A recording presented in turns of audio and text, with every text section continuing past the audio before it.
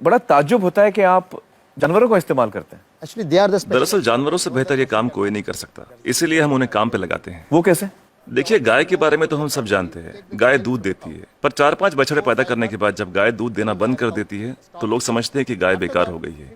इसी तरह लोग कचरे को भी बेकार समझते हैं, पर माइनस और माइनस के मिलने पर ही प्लस बनता है। To minus always plus. बस इन दोनों चीजों को साथ में जोड़ने की जरूरत है। And every 4 hours we collect in the bulk इसलिए हम सब्जी मार्केट से हर 4 घंटे में बचा हुआ माल उठाते हैं। fruit mandis. So there's कुदरत ने हर चीज के लिए वक्त दिया है, अगर उस वक्त के अंदर आप सही इस्तेमाल कर ले तो वो चीज बेकार नहीं रहती, उसमें से कुछ काम की चीज निकलती है। resource. So the dry इसलिए हम अपने प्रोजेक्ट में गाय को अपॉइंट करते हैं, हर 35 किलो छिलकों के लिए एक गाय। उनका काम है इन सब्जियों के ताजे छिलकों को खाना, गोबर देना और फिर शेड में आराम करना, रिटायर्ड जिंदगी जीना।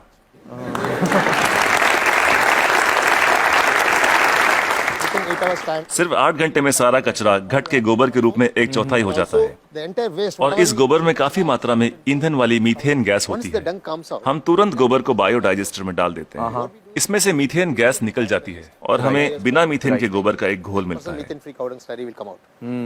Immediately इसको हम तुरंत केचुओं के हवाले कर देते हैं। eaten by them and just केचुए उसे खा लेते हैं और उनके पेट से जो बाहर आता है उसे कहते हैं vermi cast. that's called vermicast. ये दुनिया की सबसे बेहतरीन खाद होती है। दुनिया की सबसे बेहतरीन खाद। इसे ब्लैक गोल्ड या काला सोना भी कहा जाता है। It can be directly. खेती के लिए बहुत अच्छा है। अगर बैक्टीरिया वाले तरीके से खाद बनाएं तो इसमें 45 दिन लग जाते हैं। और यहाँ देखिए, सोमवार की सुबह 6 बजे माँ सब्जियां काटती है, 9 बजे गाड़ी आकर उसका बचा हुआ हिस्सा ले जाती है, 10:30 बजे हम वो गाय को दे देते हैं, शाम 6 बजे तक गोबर निकल आता We are है। getting the cow dung ready. Put in the biodigester में गोबर से मीथेन निकाल ली जाती है और उसका घोल बचता है, उसे केचुए खा लेते हैं और तीसरे दिन सुबह तक यानी 72 घंटों से भी कम समय में ब्लैक गोल्ड मिल जाता है। खाद बनाने का ये दुनिया का सबसे तेज तरीका है, कोई मशीनें काम नहीं कर पाएगी, वो भी बिजली का इस्तेमाल किए बिना। देखिए, आपके पास जो मोबाइल फोन है, चार्ज न करो तो बेकार है, टेक्नोलॉजी फेल हो जाती है, लेकिन गाय जो भी खाती है उससे एनर्जी बनाकर हमें देती है और गाय को रोज चार्ज भी नहीं करना charging पड़ता। the cow every day. और दूसरे जानवरों का इस्तेमाल कैसे होता है? मसलन मुर्गियां क्या करती हैं? जो सड़ी गली चीजें गाय को नहीं दे सकते उसे हम सीधा कॉम्पोस्ट पिट में डाल देते हैं, पर वहां उसमें मैगेट्स पैदा हो जाते हैं। Will come out. मैगेट्स मतलब वो छोटे छोटे कीड़े। छोटे कीड़े, ये कीड़े मुर्गियों को बहुत पसंद हैं, चुन चुन के खा लेती हैं और बदले में अगले दिन सुबह बेहतरीन अंडे देती हैं। जो लोग कीड़ों को देखकर मुंह बनाते हैं वो अगली सुबह उन अंडों से बने ऑमलेट को बड़े मजे लेकर खाते हैं। No technology can do this. कोई टेक्नोलॉजी, कोई मशीन ये नहीं कर पाएगी। No machine in the world. दुनिया में ऐसी कोई मशीन नहीं बनी जो कीड़े खाए और अंडे दे। बिल्कुल ठीक, बिल्कुल ठीक। But the chickens will also लेकिन हर चीज में जहाँ कुछ खूबियां होती हैं वहाँ कुछ खामियां भी होती हैं। positive and negative. Okay. मुर्गियों के साथ एक परेशानी है, आप चाहे पूरा दिन उनसे काम ना लें, आराम करने दें, In the daytime, फिर भी वो रात को काम नहीं करेंगी। night time it never work. तो रात को कौन काम करता है? For that रात we को are- हमें मेंढक को काम पर लगाना पड़ता है हाँ, और वो सिर्फ नाइट ड्यूटी ही करते हैं। कुदरत का करिश्मा है, एक दूसरे की कमी को पूरा कर देते हैं। ना तनख्वाह मांगते हैं, ना बोनस, ना यूनियन बनाते हैं, ना हड़ताल करते हैं, बस अपने अपने काम में लगे रहते हैं। सही है, सही है। तो मुझे बताइए कि ये बतखें क्या करती हैं? Duck's favorite food. बतख का पसंदीदा खाना है मछलियाँ। अब मछली बाजार का कचरा म्युनिसिपैलिटी के लिए सरदर्द होता है, पर वही मछलियाँ बतख के लिए दावत हैं। तो अगर आप हर 3 घंटे में मछली बाजार का कचरा उठा के बतखों को दे दे तो ये तुरंत हजम कर लेंगी। 15-20 मिनट में सब कुछ सफाचट, और कचरा अगले दिन बतखों के खूबसूरत अंडों में तब्दील हो जाएगा। The whole thing will contain beautiful eggs. Normally the ducks will lay आमतौर पर बतखें हर महीने 8 से 10 अंडे देती हैं, लेकिन जब हम उन्हें मछलियों और दूसरे नॉनवेज की खुराक देते हैं तो 24-24 अंडे देना शुरू कर देती हैं। ओह,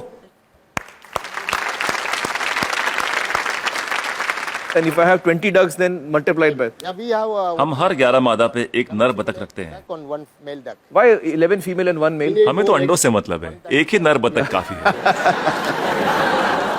तो ये जानवर आपके लिए बहुत अहमियत रखते हैं। They are the people doing जी बिल्कुल, इनकी वजह से ही तो इतने बढ़िया नतीजे मिल रहे हैं। तो इस वक्त आप किसी प्रोजेक्ट पे काम कर रहे हैं? Yeah, right now I'm working with Coimbatore. फिलहाल कोयम्बतूर में काम चल रहा है, डिस्ट्रिक्ट रूरल डेवलपमेंट एजेंसी के साथ। हम 10 ग्राम पंचायतों का काम संभाल रहे हैं जो एक म्युनिसिपैलिटी के बराबर है। It's equal to one municipality. एक गांव में तो मैं समझ सकता हूं कि ये हो सकता है, क्योंकि वहां पर छोटे पैमाने पे करना है। लेकिन अगर बड़े पैमाने पे करना है, जैसे किसी शहर में करना है, आपका जो तरीका है, ये मुमकिन है? बड़ी म्यूनिसिपैलिटियों की दिक्कत यह है कि शहरों में जगह कम होती है, पर हमें कचरे को 100 किलोमीटर दूर ले जाने की जरूरत नहीं। ये काम हर वार्ड में होना चाहिए। इसलिए डिसेंट्रलाइज मेथड अपनाना बहुत जरूरी है। छोटे छोटे स्तर पर करना चाहिए। Decentralise method. लोग हजारों टन कचरे से एक साथ निपटना चाहते हैं, पर ये सोच ही गलत है। अगर मैं आपको एक बड़ा कटहल दूं, तो आप उसे एक साथ एक बार में खा सकते हैं, लेकिन अगर उसके छोटे छोटे टुकड़े कर दें, तब खाना आसान हो जाएगा। इसलिए हर 2 किलोमीटर की रेडियस पे SLRM सेंटर होने चाहिए। SLRM सेंटर क्या होता है? Solid and liquid resource management centre. तो हर 2 किलोमीटर पे ये सेंटर होना चाहिए। जी, डिसेंट्रलाइजेशन एक कामयाब तरीका है। साथ ही कचरे को अलग अलग इकट्ठा करना भी बेहद जरूरी है। मिसाल के तौर पर सलून में से सिर्फ 6 तरीके का कचरा निकलता है। वो क्या है? महिलाओं के बाल, पुरुषों के बाल, ब्लेड, क्रीम लगे हुए पेपर या टिश्यू, आफ्टर शेव, कॉस्मेटिक्स वगैरह के डिब्बे और कुछ बचा हुआ खाना और फूल वगैरह। Some flowers, other things. So we don't. हम नहीं चाहते कि ये चीजें बाकी का कचरा ले जा रहे ट्रक में मिलाई जाए। So one way इसके लिए अलग गाड़ी होनी चाहिए। saloon. जैसे मुंबई में करीब 2000 सलून्स होंगे। 2000 saloons. एक गाड़ी सब जगह घूम के ले लेगी। हर इलाके के लिए एक छोटी गाड़ी। हाँ, अलग अलग एरिया के लिए अलग अलग गाड़ियां होंगी। हाँ। जी, सिर्फ सलून के लिए। दिन खत्म होने से पहले सब बिक जाएगा। आज की तारीख में दुनिया का सबसे कीमती कचरा है महिलाओं के बाल। 2500 रुपए प्रति किलो। वाह वाह। तो दिन भर का जो कचरा है, दिन खत्म होते होते वो इस्तेमाल भी हो जाएगा। अलग अलग इकट्ठा करें तो राज ये है, तरकीब ये है कि शुरुआत से ही मिक्स मत करो। जी, अलग अलग इकट्ठा करो और अलग अलग ही लेकर जाओ। तो आपके पास इसका पूरा प्लान है, मास्टर प्लान है? बिल्कुल है। वाह वाह। तो मुझे बताइए कि ये जो आपका मॉडल है, इसमें खर्चा कितना आता है? See, this is totally self-sustaining. देखिए, ये मॉडल अपना खर्च खुद निकाल लेता है। Experience, I'm telling you. मैं अपने तजुर्बे से कह सकता हूँ कि आपके घर के हर रोज के कचरे से 3 रुपए वसूले जा सकते हैं। Garbage. मतलब आप अगर मेरा कचरा लेंगे तो आप मुझे 3 रुपए देंगे? उसे 3 रुपयों में बदल सकता हूँ 3 रुपए में तब्दील कर देंगे, बदल देंगे। और कचरा उठाने का कोई भी चार्ज लिए बिना। तो मुझे बताइए कि अगर मुंबई जैसे शहर की जिम्मेदारी आपको दी जाए कि इसको आप साफ कर दीजिए, तो आपको कितना समय लगेगा, कितना वक्त लगेगा आपको? कम से कम 18 महीने। मतलब 1.5 साल। तो मतलब 1.5 साल में आप मुंबई की काया पलट कर सकते हैं। Yes. Ji, it's possible. बिल्कुल कर सकते हैं। बहुत बहुत शुक्रिया श्रीनिवासन जी, बहुत ही कमाल के सुझाव आपने दिए हैं। बहुत बहुत शुक्रिया। Thank you so much.